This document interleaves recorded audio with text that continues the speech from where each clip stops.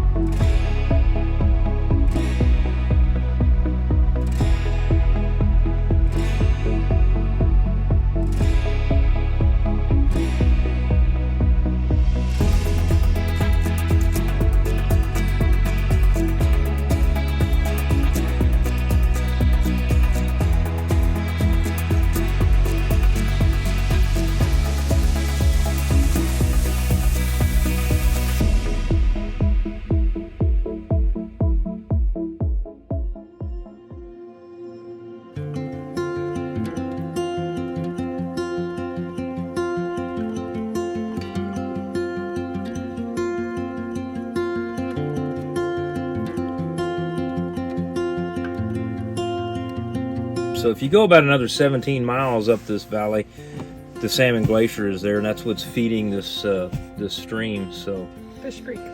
Fish Creek, yeah.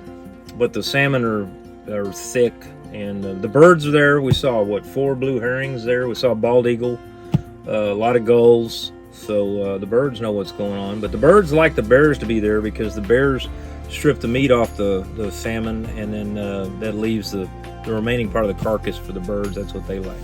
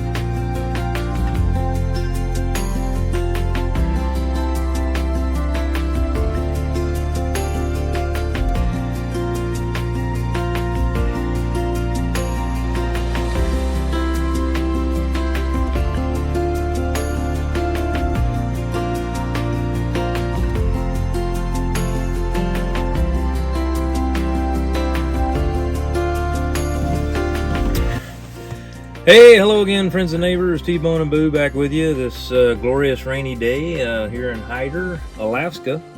So the last 2 days we have spent driving down the Cassiar Highway, which is a long highway. Is it all? Yeah, slow deal. Yeah, but we got down 2 days in, turned off on 37A to come down through Stewart, Canada, across the international border into Alaska to Hyder.